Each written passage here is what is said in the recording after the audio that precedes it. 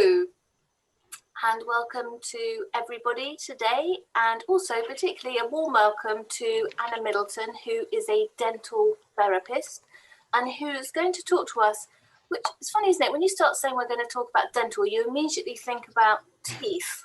And I think probably a lot of what we're going to talk about is nothing to do with teeth directly. It's very much around oral hygiene. So I'm really looking forward to our chat. For those of you who may have joined us, I think it was last Friday, or no, 2 Fridays ago, we had our coffee morning, which we got some great feedback from that, Anna, so thank you, which was obviously our coffee mornings, if you've joined us before, are more informal, where we all see each other's face and we chat away. And Anna very kindly was our expert. We have an expert every month on our coffee mornings. Please, as usual, host your Q&As, your questions to us, and hopefully Anna will be able to answer those towards the end. And I'm just thinking, I look like a shaggy dog today. I can't wait to get my hair done.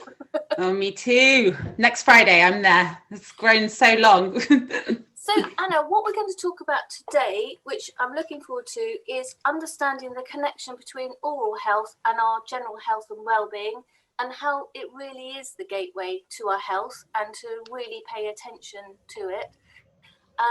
And also, you very rightly pointed out it's stress awareness, or I'm not quite sure what it's called this month. And I think lots of us probably will be aware of how when we're stressed, what we do, we clench our teeth.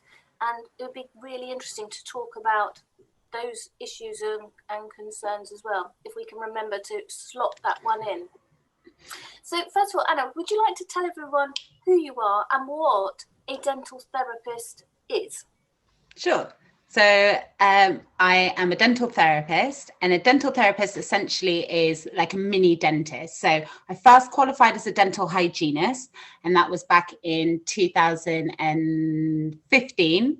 And when I qualified as a hygienist, obviously my sort of expertise lied in gum disease sort of prevention and treatment. And then over the last sort of 5 years, I then decided I wanted to go back to university. And so I've done my 1 year top-up degree to be now a dental therapist. So I do all the treatment and prevention surrounding gum disease, but also with dental decay.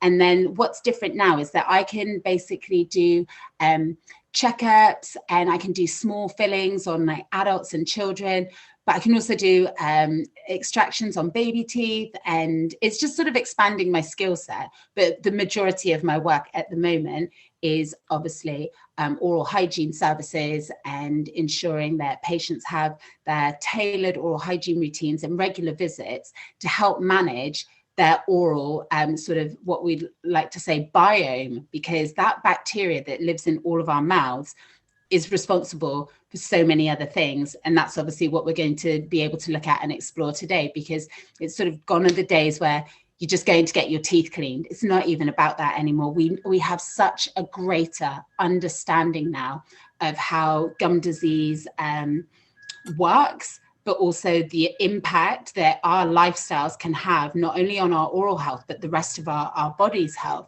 And the sort of the role of the hygienist and therapist is becoming more and more prevalent than ever in ensuring that patients live long, happy, healthy lives. And, you know, in that position that we can be the ones that see or spot things sooner rather than later. And often, you know, myself and my colleagues, we've picked up various illnesses, diseases, or problems before a patient has even been aware that they had something else going on.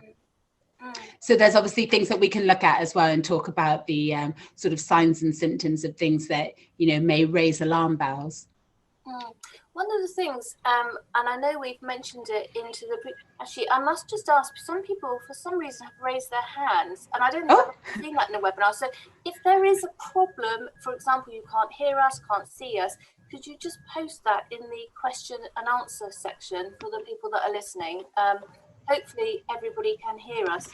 And Anna, have you got something outside? I'm really sorry, it's bin day. Let me just shut this window and see if that makes it any better. I won't be a second. Yeah, it's bin day, and they're also repaving the paths outside. Is that better? That's much better. Okay, I'm so sorry, everybody. So one of the things that I quite like to get out of the way quickly, because I think we're all sick to death of talking about COVID, but I'm very aware that COVID, for people, there was a report, which I'm sure you're aware of as well, about the impact of COVID if you have poor oral hygiene. I don't know if you want to just say a quick something about that. Yeah, so pretty much everything we'll be discussing all comes down to the fact that the bacteria in your mouth can migrate around your body. So with COVID and poor oral health, it's, with those patients with gum disease were 4.5 times more likely to need a ventilator, 3.5 times more likely to end up in ICU, and 9 times more likely to die. Now, those are some real hard-hitting statistics there. There was some things as well to say that the poorer your oral hygiene, this was from another study, that the viral load from COVID lasted longer in people who had poor oral hygiene as well, something called the viral shedding. So again, this is something. Well, can I just interrupt you? What is viral shedding? Shedding. So it's when the in the simplest terms, imagine the virus being floating around in your saliva and in your mouth.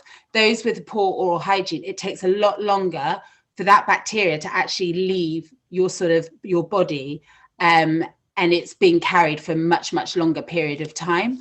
So these are all, bearing in mind we're learning so much more about COVID in general, but the thing here with the link between oral health and COVID is that those patients with poor oral health are also more susceptible to have respiratory problems, heart problems, diabetes, obesity. So all of that linked together then obviously increases your risk, not only from just one particular disease, but also just by me listing off those various ones, a whole array of ailments. Gosh, it's just amazing, really, isn't it? So I just felt that it was good to kind of get that out the way for people to be aware of yeah, it. absolutely. And once again, to just stress to everyone how important it is to look after your oral health. It's not just a question, I must remember to clean my teeth and things like that. Yeah, it's also, I appreciate it's been difficult during this time, but the more you can do at home for your oral health, the better. Obviously, we want to encourage patients to be seeing dentists, hygienists, therapists regularly. It's been difficult to be able to carry out some of the routine work that we would normally do. But as I always say to my patients, especially when I'm carrying out hygiene work, is that what I do for you is 20%. The other 80% is really down to what you do at home. And by better, educating ourselves and priming ourselves with the tips and tricks that we need, then we can obviously maintain that at home ourselves. And I see patients who come in and their oral hygiene is perfect, there's no bleeding, and they're just simply carrying out an effective routine. So in many ways, at Talk Health, we're all very much around proactive health. So clearly, when I was younger, I think we'd just go to the dentist and that was it. You'd never even have heard of what a hygienist is, let alone a dental therapist. And so, but I think times are changing now with people flipping, and I suppose a lot of the fashion of having white teeth, I hope, is a positive in a way, because people are thinking more about the appearance, but it's more not necessarily about the appearance of your teeth, it's actually the quality. Yeah. Isn't it? And that's the thing as well. I think what we see and what we feel will obviously impact patients at different points in their lives. And obviously I treat an array of patients, from children right up to, people like my parents and things. So it's very varied. But what it really does come down to is that the trend seems to be now that obviously we want to move away from disease. Health and wellness is, a real buzzword at the moment. It's going to, dominate the sort of industry even more now going forward, because patients don't want to be ill. They don't want to get sick. They don't want to have problems. So they are starting to realize that by taking the ownership for themselves and their health, and realizing that actually a lot of what you need to do to prevent disease can just be carried out at home. And I think the big one is, you know, both gum disease and dental decay are entirely preventable, and in their early stages both are fully reversible. So, you know, this is the sort of trend. You know, I see patients and they're like, oh, well, my mum had all her teeth taken out, or, oh, gum disease runs in my family, and things like that. But what we need to do is address the understanding of what does that mean to you as an individual. So if you know you have a history of gum disease in your family, you're not actually going to just catch it like a disease. It doesn't work like that. What you do inherit is your susceptibility to the effects of the plaque bacteria. So what I mean is, for example, for myself, I would need the plaque on the bacteria to be at a level 10 before I start to show any signs or symptoms of gum disease. But for someone with a susceptibility or an inheritance, they just need the plaque level to be at a level 1.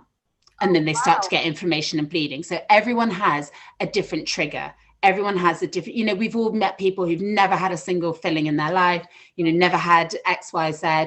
But what you inherit is your susceptibility to a disease. And that just comes down to our unique DNA and our genomes.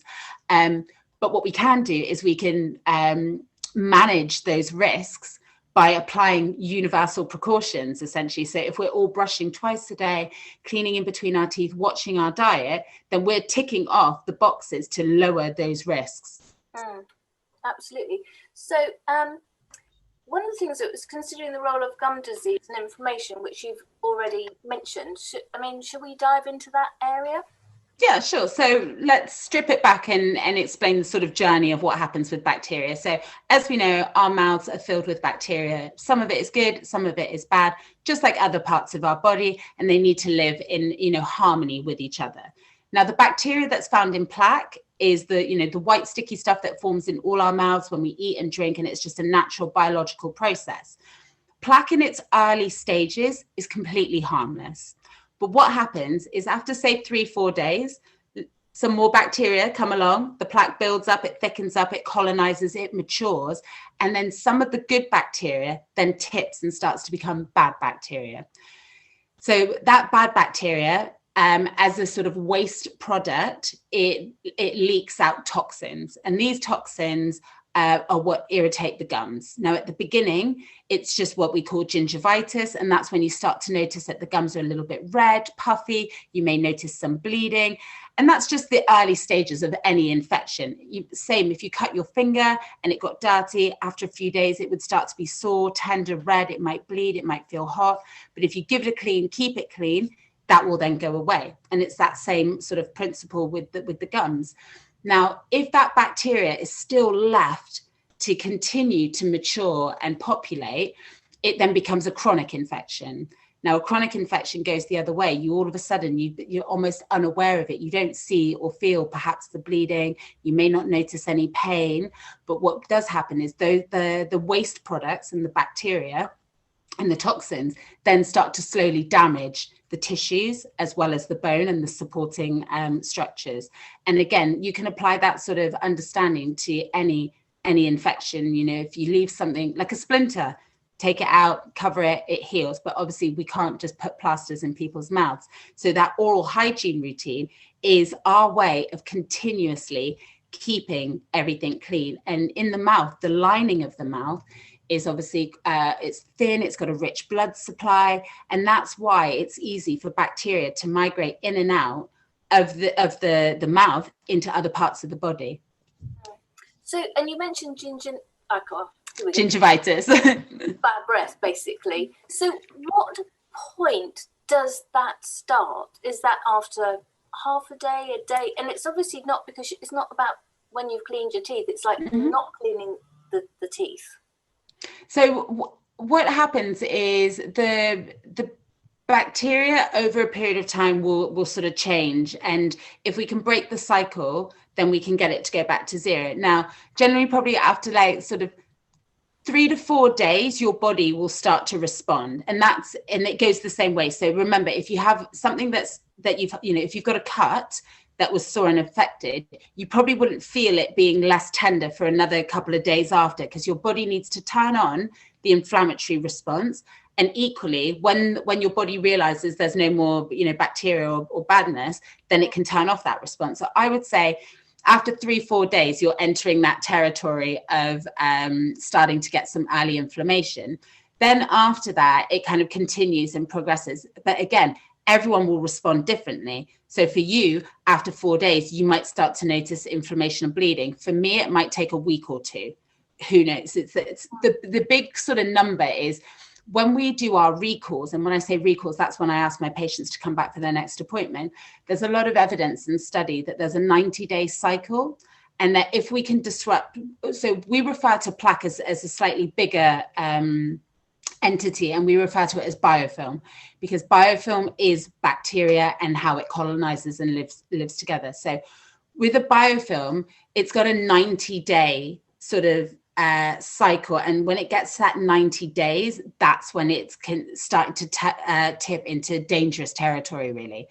So when I see my patients, I encourage them, especially if they need that extra care and support, to come every 3 months, because if I can break the chain at that 90 days, I'm stopping that bacteria and that biofilm maturing to a point where it's becoming harmful.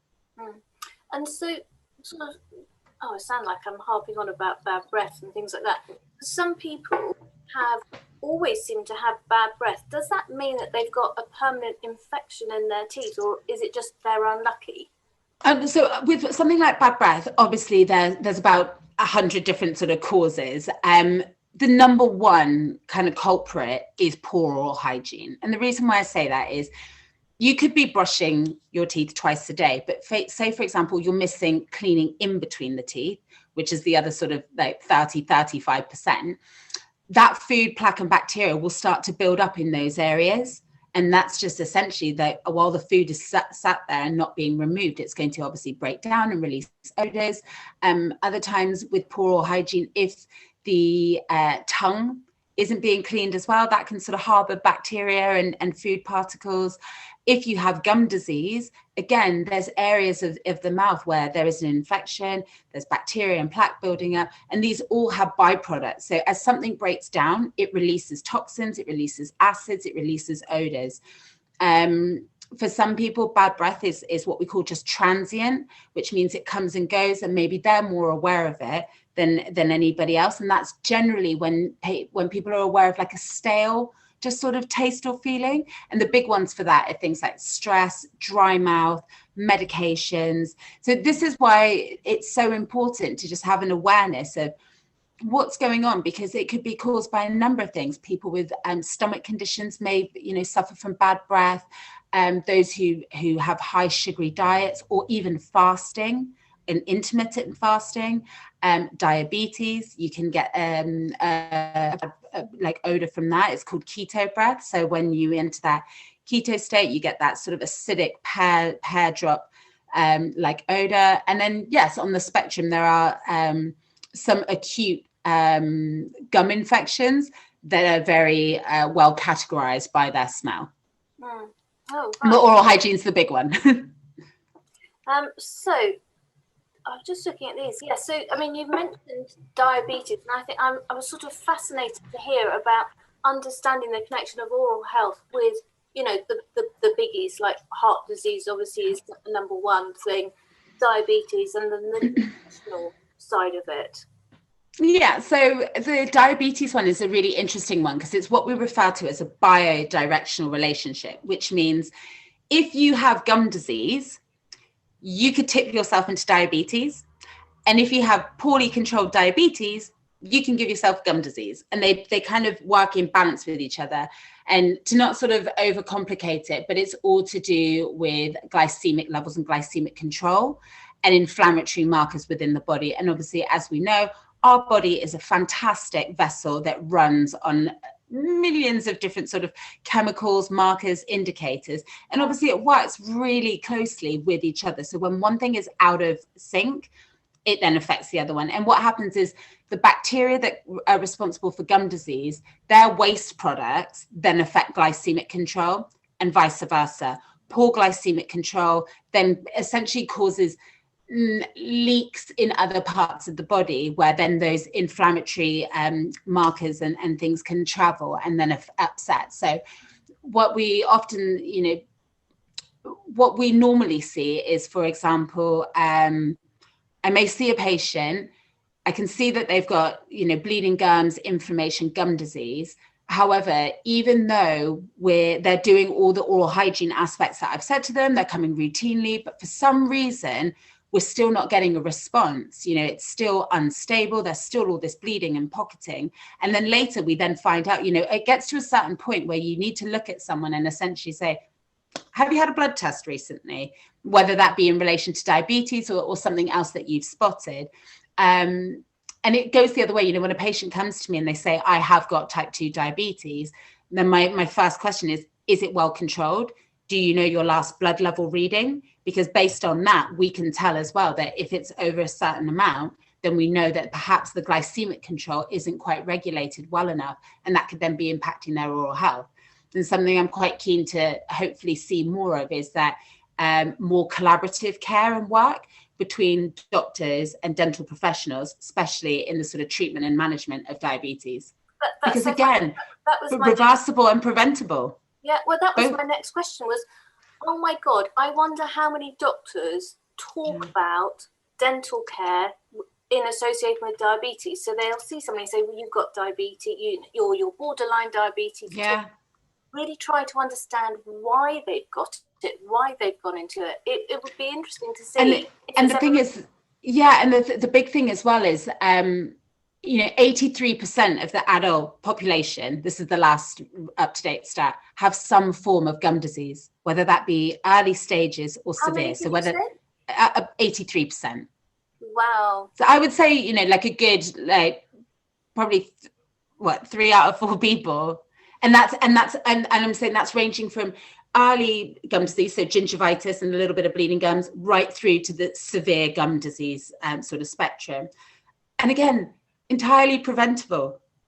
And the thing is, it's the cascade of things that go along. So if we look at someone, for example, who perhaps does have diabetes, maybe pre-diabetic or just early stages, often, it's, poor food choices, lack of exercise, poor oral hygiene. So all of a sudden you can see you're just layering and layering various aspects of health and wellness and how they can have a knock-on effect with each other. So if we can break the cycle, keep everything in check. And I mean, I have sweets, I drink alcohol, I may miss a night of flossing here or there. It's all about balance though. And then looking at that with oral health and heart disease. Yeah, again, a big one. And with heart disease, it's what we call unidirectional. So it only goes one way. So bacteria goes into the heart, but not the other way around. And that's another thing that's just so prevalent, and what we really try and help patients understand. Because again, these patients, let's say, for example, they're diabetic, but they may be at risk of heart disease as well because of X, Y, Z. And then coupled with the fact that they've got poor oral hygiene, you then obviously then added another layer onto that. And it is, again, just the bacteria is able to enter the bloodstream, and then it can go to anywhere in the body. It goes to the brain. There's studies now about Alzheimer's and poor oral health. Wow. And that's why, going right back to our opening statement of the mouth really is the gateway to the rest of the body. And it works both ways. Often aspects of deficiencies or diseases can then present themselves in the mouth as well. So celiac disease will present with, a patient may present with persistent recurring ulcers. And eventually you kind of eliminate everything. They've got good oral hygiene, all these things. And then later you find out nutritional deficiency, or like I said, an underlying gastro and GI, I can never say that word, so a GI sort of disorder. Yeah. Oh, yeah. I mean, it is fascinating. And I think celiac, I always find that's a very strange one, because you always find that people with celiac disease, it seems to have taken such a long time for them to get a diagnosis. Yeah. And I don't actually, obviously I don't know enough about it, but I'm surprised, because it is a question, I think, of taking a blood test to understand whether you're, whatever it is. I don't know why it always takes such a long time. Well, this is why I think especially for hygienists and therapists, we're so intrigued and interested, and we're really part of that deeper care for our patients and a holistic sort of approach to it. And if you think, if someone's got ulcerative colitis and it's affecting that soft lining of their gut, then obviously the mouth is made from the same lining. You're going to see things, and the 2 and 2 just aren't adding up. It's okay if someone comes in and they say, oh yeah, I've got an ulcer, I'm a bit run down, I'm stressed, and they know that it goes away, and they know that if anything that lasts more than 3 weeks, they need to come back and have it seen. But when you all of a sudden start seeing, and I'm talking huge ulcers from like one side of the cheek to the other, in the whole roof of the mouth, there's something not quite right there. That's not your normal appearance of like a sort of rundown ulcer. And that's when I start having conversations. I ask patients, like, do you have a restrictive diet? Sometimes we see things and they're like, oh, well, I'm vegan, or I'm anemic, and things like that. And they will have oral manifestations and presentations that I need to like note down and check. I have a duty of care. And if a patient didn't know, and I think there's still sometimes a lot of stigma as well around certain, illnesses, and, not wanting to bother the doctor or the health service, that there's still a big stigma about it, and actually, just like the doctors will always say, us as dental professionals say the same thing. You are never bothering us. It is our job. And actually, early detection over late intervention is all we would ever want for our patients. I think that it's a very difficult thing at this situation, where we are. Hopefully, we're now coming out. Yeah. Of our third lockdown with COVID, and the difficulties getting to see professionals, it is very difficult. And I certainly understand with dentists that from what my understanding is, that dentists haven't been necessarily trying to prevent people coming in, but it's the time it takes to clean down all of the equipment. It's really difficult because obviously the public have been sort of told that if non-urgent care or non-essential care, and I mean for myself, as far as I'm concerned, it is all essential care. To say, and obviously I don't use this term, but in the press and the media it said, well, something like a scale and polish isn't routine care, and it's like, I don't do scale and polish.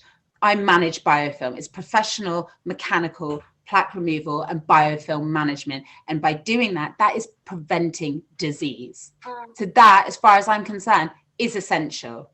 And those patients who, for example, have spent many years having their disease treated and are now stable, they had a period where they'd obviously had a bit of a relapse, because even if we've got gum disease under control, there may be areas that will never quite fully heal properly, and they will always need the professional intervention. And for someone like myself to get into those little nooks and crannies that you're unable to do at home. Now, we can stop gum disease. We can't necessarily regenerate some of the damaged tissues, but what we can do is prevent it happening again or progressing onwards. Things like oral cancer screening is an extremely important role, and it's part of every single checkup and hygiene visit that I do for a patient includes an oral cancer screening. And that it's just, even those little things like that patients haven't been allowed to have access to has been very, very difficult to sort of manage. And you often feel a bit like you're fighting a fire all the time. I think what it will do is open up the opportunity to allow the industry to evolve and develop new ways in which we can help treat and manage patients. So I do believe things like teledentistry will be on the increase, because that means someone like yourself could call me and say, Anna, I'm really worried about this, and I could just maybe have a look on the camera. We have a little note of it together, or you can send me a photo, and then it will give me the opportunity to say in 3 weeks' time, after giving you some advice, to give you a call back and say, how is that doing now for you? And having more of those virtual appointments. And during the first lockdown, I took some time out to create a guide for patients of how to look after their teeth and gums at home, and if they had certain problems, what they could do. So the big one is often people can get a little infection around their wisdom teeth. Now, there's this quick assumption that you need to have antibiotics straight away. And actually, that's not the recommended treatment at all. What it needs is a clean. The bacteria has built up in and around the tooth and under the skin. And what's happened is that balance is tipped. the bacteria that lives down there thrives with no oxygen and it's quite nasty. But if you can give it a clean and keep it clean, within a few days it settles down. So Wow. I spent a big chunk of time, you know, replying to Instagram messages and emails, just coaching patients through it. I sent them pictures of like how to what kind of toothbrush to use, what to dip it in, what to clean around, like how to clean around. And I said, you know, you've kind of got to push through it the first day or two. Might be a little bit uncomfortable, it might bleed, but then you will see after another day or two that starts to settle down.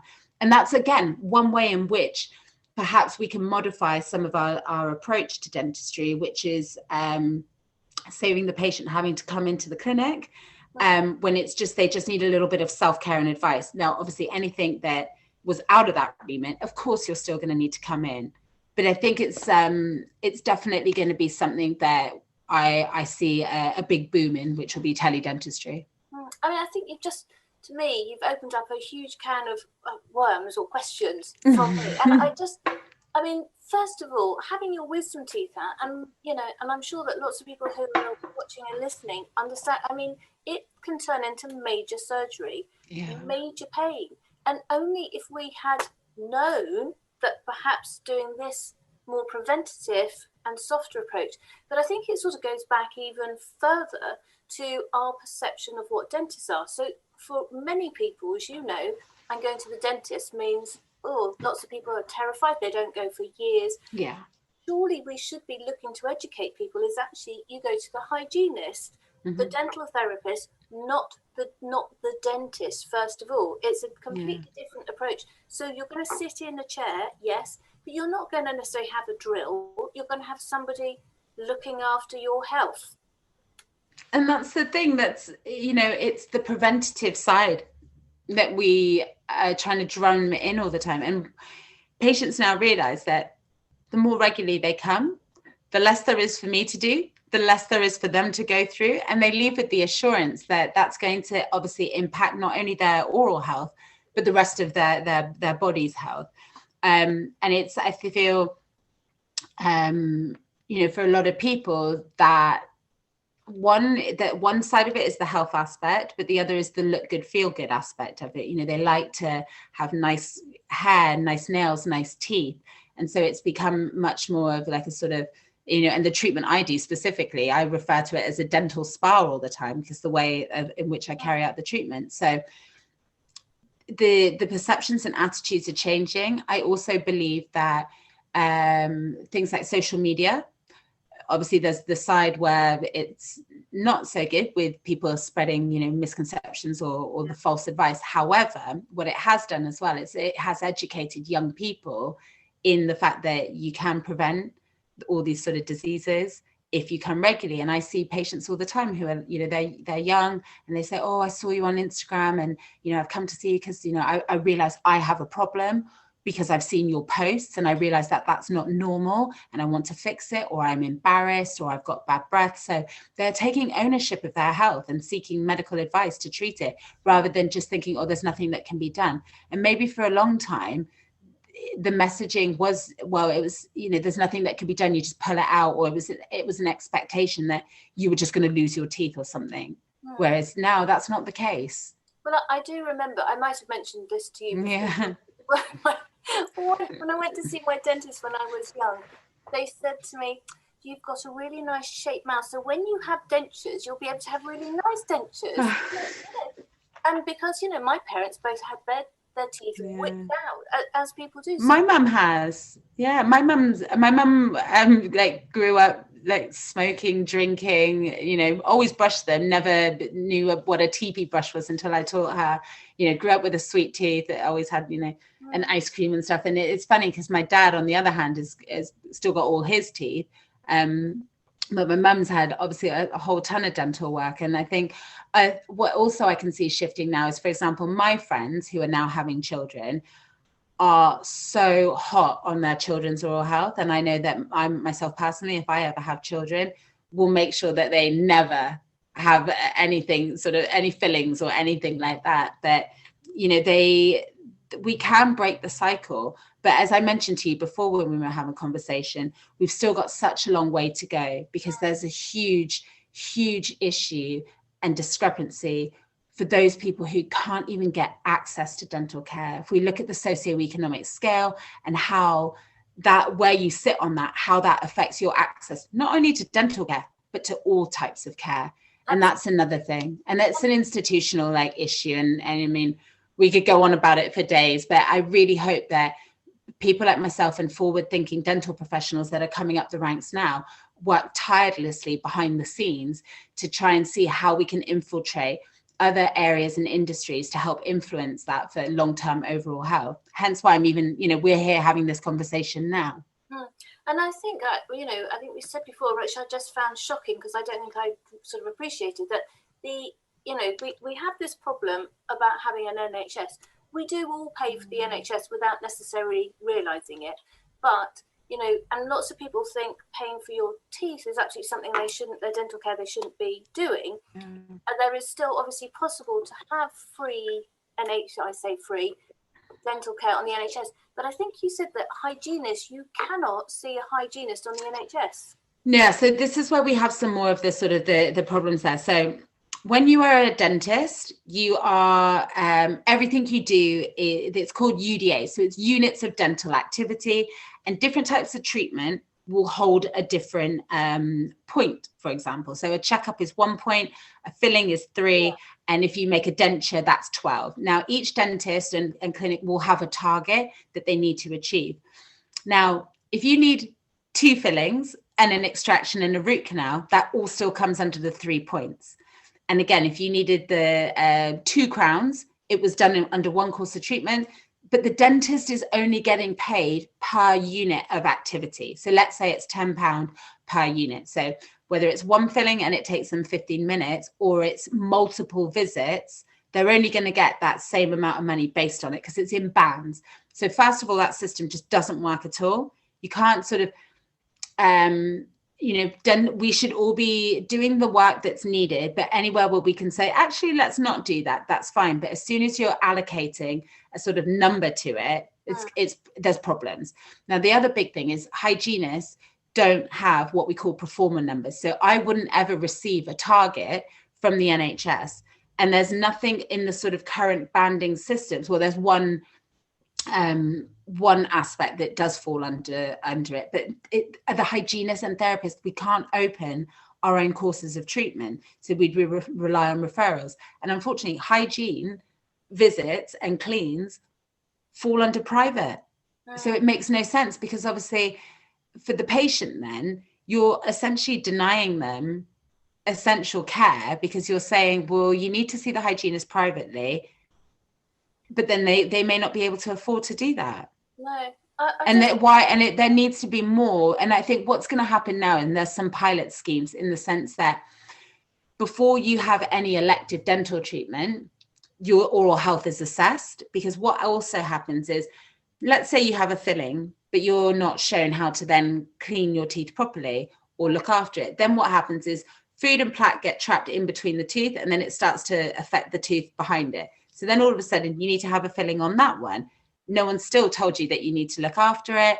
And then what happens is you sort of just get this restoration, re-restoration cycle. It happens. Patients have dentures fitted with poor oral hygiene, aren't shown how to keep the remaining teeth clean or their mouth clean. Next thing you know, you've got a hole in one of those teeth. That then progresses further to needing a filling. That filling then fails. You need a root canal. And before you know it, they've taken the tooth out and they've added it onto your denture. So what they're trying to do is say, right, you have to kind of go on a journey. So before you have any of the essential dental work that you need, your oral health needs to be addressed, and you need to know how to prevent your problems coming back in the future. So that's one of the pilot schemes that they're trying to roll out. And what will happen is, obviously, visits with the hygienist will be vital and crucial, because until you've been signed off by them, you won't be able to sort of go on to the next phase, which is have your dental work carried out.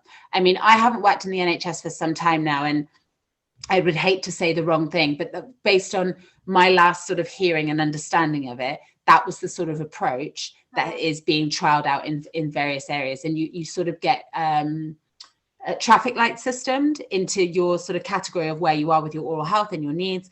And then say you're red and we need to move you down into the green. Well, it sounds good if they can make it work because of Yeah. the educational side of it. But it is all, again, everything boils down to being proactive care, doesn't it? Yeah. I suppose we could definitely carry on in more of a political stance if we're not careful. I think it's interesting because I saw a young lady the other day. She'd never seen a dentist or a hygienist, and I said, not even as a child. She said no. I don't know if there was some like communication barriers, but I said, are you sure? And she was like, absolutely. And it was funny because her teeth were perfect. There was not a single a bit of decay. However, just over time, what she had accumulated was the plaque in areas that had gone hard, but her gums were actually very healthy. But it's just, essentially think of it like lime scale in a kettle. So on some of the teeth, it just, built up. And I'm surprised, it hadn't progressed into anything else, which is, again, just another proof that everything affects people in different ways. She's just been cleaning this build-up over the years. Yeah, can I just ask a quick question before we go on to some hints? Thinking about lime scale, so does that work? So if you live in a hard water area, or does that make any difference on your teeth? It's really funny because that's one of those almost like a bit of an old wives' tale. So what happens is when plaque is left on the teeth, there's salts and minerals in your saliva, and it's actually the salts and minerals in your saliva that calcify it. They really sort of like struggle to sort of say that just because you live in a hard water area, that's why you get that buildup. The reason you're getting the buildup is because you're not brushing effectively. What happens is, obviously, once it's gone hard, it's a rough surface, so it's easier for plaque to stick to. And again, if you're constantly missing the same area, it's going to build up. Now, the reason why it always builds up under the tongue and up around the back teeth is because they're directly in contact with salivary glands. So it's just got a fresh pool of saliva and minerals that is coming into contact with it. However, it's just oral hygiene. If you're cleaning the area effectively, you won't get that buildup. Okay, so before we quickly go on to some quick tips before we do the questions, two things to ask about. Well, actually, one thing in particular is this business of stress that we spoke about at the beginning. And, people that, I think a lot of people don't realise they grind their teeth at night unless they've got a partner who can hear them doing it, or they wake up. I think it's you wake up and your jaw hurts. Yeah, so there's a lot around it. Okay, so first of all, yes, clenching, grinding, anything like that is going to manifest in several ways. Now, it can manifest in the fact that, like you say, you're getting jaw pain. You might get tenderness around the actual joint and earache, headaches. Some people get neck ache. And then things like the teeth could start deteriorating, breaking, chipping. You may notice sensitivity, things like that. The other problem is for some patients, they can actually have a problem with their jaw joint anyway. Just like any other part of the body, there can be sort of problems. Now, some people, when their teeth, let's say, for example, the teeth aren't aligned properly. And when I say that, I mean they're crooked, crowded, or some are missing. Now, when that's the case, if, for example, you're not biting evenly on each side of the mouth, or you're eating predominantly on one side or the other, that can then put extra stress and pressure on the jaw. And in the jaw joint, there's a tiny, tiny disc of cartilage, which over time can be damaged. And as we know, cartilage doesn't have a very good blood supply. So again, those they can be quite uncomfortable, painful conditions. Okay, you frozen, by the way, but oh no, sorry. No, don't worry. Yeah, I can hear you. We can hear you perfectly. The other thing. So, is there any quick tips or for better oral health that we can all start doing something straight away, which will really help? Yeah. So the best thing you can do is, if you're not already, use an electric toothbrush. They're far more effective at plaque removal. And remember, all the diseases I've sort of spoken to are plaque related. So the electric toothbrush has way more brush strokes per minute than you could ever generate by yourself. Don't spend a fortune. And the secret is to brush half on the tooth, half on the gum. Don't just do the teeth. The plaque wants to stick to the gum line. So think of it like a windowsill and you're removing dust. The other thing to do is get in between the teeth. I know we moan and nag about it, but it is important. So if the teeth are tight together, flossing. If you have the space, there's little interdental brushes. And if you really are a can't floss, won't floss, or inconsistent, invest in the gadgets. You know, there's a water flosser, an air flosser, and these are really handy because you just fill them with a little bit of water or mouthwash, hold it by the tooth and the gum where you would normally clean in between, push the button and it shoots air and water in between. Now, it's better than nothing, and these are all ways in which we can help dislodge plaque and bacteria. The other things, keeping sugar to meal times only and sort of limiting our intake of anything sugary and highly acidic. You know, no more than 3-4 attacks per day. Use a straw wherever possible for acidic things like juices, smoothies. Fluoride toothpaste as well. The levels of fluoride in the toothpaste are completely safe. There'll be, you know, there's no harm. Just spit, but don't rinse afterwards. So you leave a little bit behind to continue protecting the teeth. And that's it, really. It's all about just keeping the mouth clean. If you think about it like any other part of your body. I think on our coffee morning, you said about only use like a pea amount of yeah. And I was thinking, I'm sure I remember always being told that you need to get through your, you know, if you, you know, your toothpaste quickly. And then I was thinking, I probably saw that in an advert. Yeah. Yeah, where they're like, and they just squeeze it all out. No, honestly, less is more. You don't even have to wet the toothbrush before because your saliva actually activates the toothpaste. But even I still find it difficult to, you know, not want to do that. Yeah, a small pea size is plenty. That's all you need. You know, brush your teeth as normal, spit, and as I said, try and then not rinse. And actually, if you use less toothpaste, the desire or need to want to rinse is much less. I find if you use too much toothpaste, that's when you're like, oh, for me, it burns my tongue sometimes. And these are all my own personal questions, obviously. So I've got a whole load of questions that actually were posted before. So I know we've got some coming in now. So please do. No, that's perfect. But we've got some. Is you know, all the toothpaste that you can buy that says it whitens your teeth? Does it? No.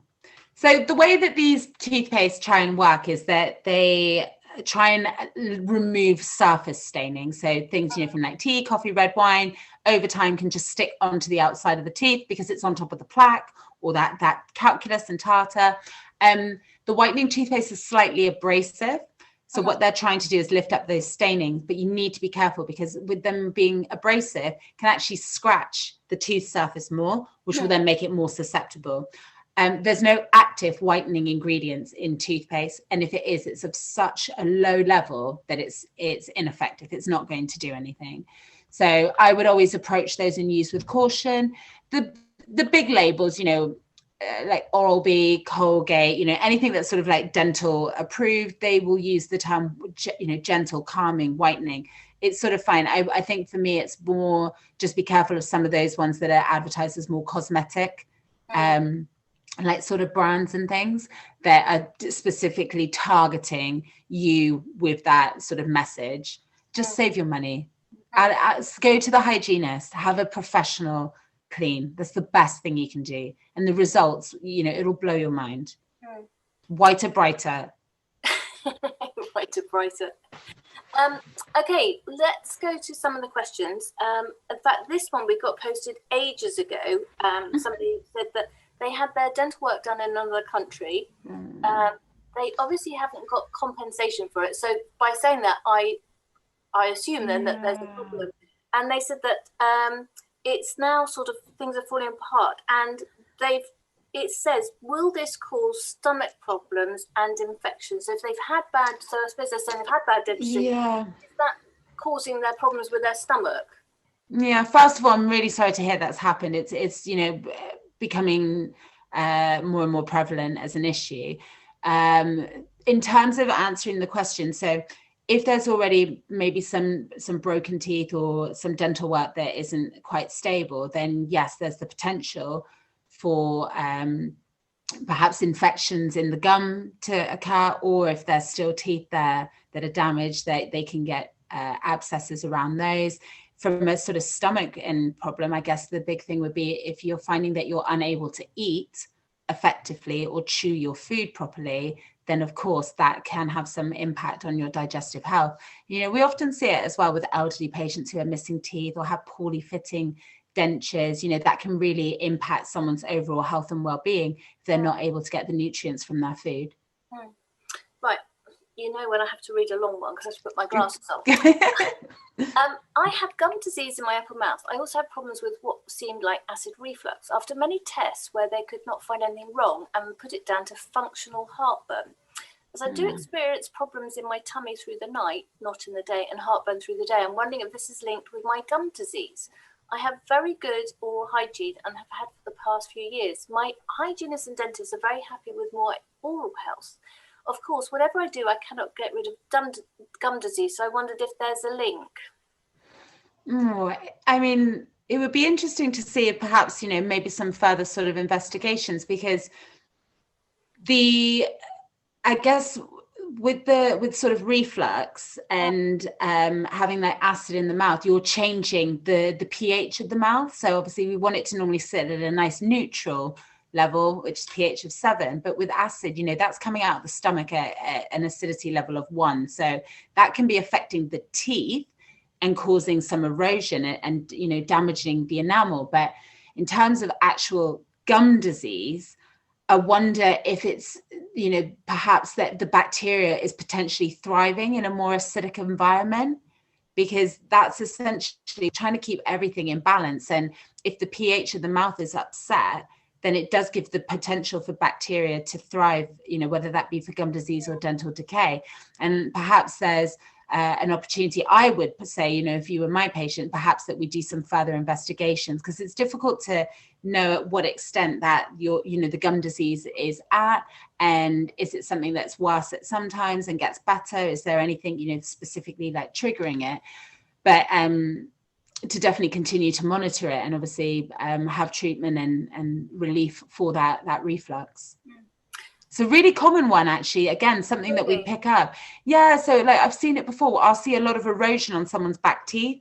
And you sort of all of a sudden you're dotting things up, and like the question I said, I've got really good oral hygiene and everyone's happy with me, and then you sort of start investigating like what is going on, and then send them off for some tests and referrals, and then it turns out that they have a hiatus hernia, and for a lot of people their reflux is at nighttime, so they may not notice or they may not be aware of it. And one of the signs is when people have almost like a little, like they're constantly clearing their throat, like a little like a constant little like sort of cough, and that again is another sort of like sign or symptom that possibly got an underlying reflux issue, because the reflux can happen sort of in very different areas. It could be coming all the way up, or it could just be happening sort of halfway up. So again, things to always just be sort of aware of. What is your body telling you? And funny enough, that reflux one, that's that sort of revelation came out. We did a webinar on reflux, and that was one of the things that came out that was interesting. Right, next question. Can you talk a bit more about alcohol and other drinks and their impact on oral health? Okay, yeah, massive one. First of all, alcohol is acidic in most of its states. The other aspect is it is loaded with sugar. So you're getting a double whammy. So not only are you going to have the dental decay aspect from all that sugar, but all that acid is then going to erode the enamel. And let's say, Prosecco, for example, is the worst. It's the two of them combined in one. When you have anything with sugar or acid in it, it upsets, again, the balance of the mouth. But also what it starts to do is stick to the hard outer surface and essentially start dissolving it. Now, if you just have a few drinks and some water and then stop, your teeth will sort of remineralize and repair themselves because of the minerals in your saliva. And if you obviously use fluoride toothpaste, that's floating around, so it'll all come and stick it back on. When you prolong your exposure to anything, what happens is that it dips the pH, and then you're down in this critical level, and it's just attack of the teeth. And you're getting that double whammy. It's the sugar acids, but it's also the alcohol and the acids from that. So dental decay is obviously a big risk, but what you might start to notice is through the erosion that teeth start to appear more thin, more translucent. They could become a bit more yellow, and also chipping and breaking just as the teeth are deteriorating.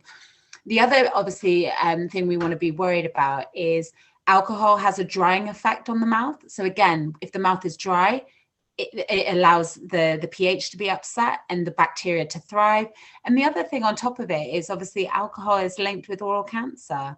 So again, big ones to be watching out for.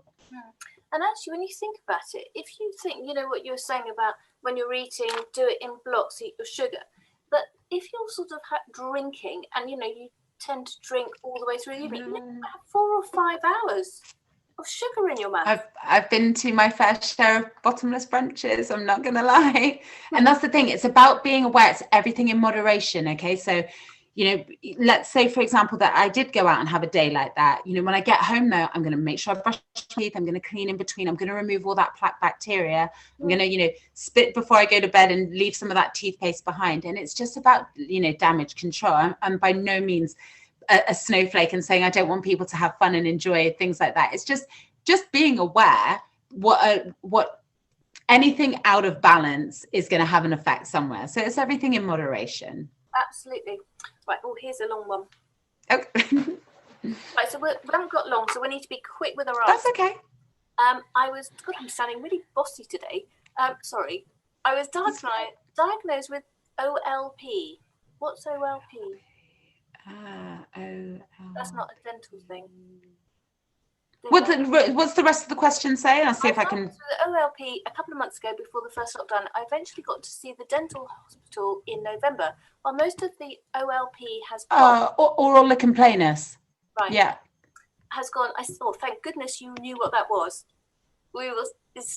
Has gone. I still suffer from pain on the tip of my tongue, regular mouth ulcers, oh dear, and cold sores. But one of the most irritating things is I'm drooling so much. I'm constantly swallowing saliva. And at night times, I sometimes have to stuff a flannel in my mouth to catch all the drool. Oh, 2 weeks ago, I had lockjaw and couldn't open my mouth more than a 1 finger width. I've done exercises I found online and it's much better now, but I'm still drooling. I also have short bowel syndrome with tooth failure. Oh, I'm really sorry to hear that, because it is obviously quite a lot there to manage. And oral lichen planus is essentially like a skin condition of the mouth. And for a lot of patients, it can have flare-ups. So it can obviously be really like red and sore. And sometimes the skin can obviously like peel from the mouth. Certain triggers like spicy foods, tomatoes, poor oral hygiene can all like exacerbate it. And unfortunately, it's one of those that, because it affects people in so many different ways, you really need to keep trialing and testing different things to then manage it. So, for example, keeping like a diary of what you've eaten or drunk to see if any of those then are a trigger, but then also trying different relief products out there to see if you can get it under control and essentially rule out that there isn't anything else underlying going on from a health sort of perspective. Again, it's one of those things that is best managed by oral medicine, who can then sort of help you and guide you on a path to regularly review and see you. And again, having, regular visits, perhaps with the hygienist, just to help keep the mouth clear. With the drooling, I'm not sure what to advise. If anything, it's actually quite a good sign, because what it's going to be doing is preventing some of the other things that we've spoken about today, because with that nice natural salivary flow, it's a constant buffer for the mouth to prevent any sort of imbalance and things. But I really hope that you do get some relief and can move forward with the condition, because I know it's very difficult condition to live with sometimes for people. And the drooling sort of side of it, whenever you go to the dentist, as soon as you've got your mouth open for a few seconds, you feel like, thank goodness they've got water there, or else it's going to be pouring. It's amazing how we produce so much saliva so quickly. Yeah, and then we have the other end of the spectrum, and those poor people that really struggle, and I won't even go into it now, but obviously what the implications are of people living with dry mouth, or who've had head and neck radiotherapy that's damaged their salivary glands, and what that now means for them. So that definitely sort of two extremes, and I hope that some balance can be found. Last question here: would you recommend diets or specific foods, drinks, teas, tisanes, etc., to bolster, improve, and sustain positive oral hygiene? Not really. I assume the question is going down the line of things like kombucha and all those things in terms of managing our biomes and things. There's nothing that I would say, yes, run off and try this. Most things are relatively safe and harmless. What impact they have, the evidence is still, being explored. I think everything in moderation and balance. I think obviously if it's steering away things that are rich in like sugars and things like that, then obviously I'm all in favor for that. But don't skip the fundamentals, and the fundamentals are simply brush twice a day, clean in between your teeth, use fluoride, and don't have too much sugar, and obviously maintain routine visits with a dental professional. If you can just do those all the time religiously, then the rest shouldn't pass you by. So it's habit, isn't it? And once again, our bodies are amazing. If we just look after it, it's forgiving. So we can shove a lot of stuff that's not great, sugar, into our mouth, as long as we then do exactly what you've just advised. Yeah, it's all about balance. Yeah. Oh God, life is all about balance, isn't it? Which can be incredibly boring sometimes. And spinning plates and balance. But it's long term, isn't it? And I think that's what health is all about. It's not about short term. It's long term maintenance is the thing that will keep you going.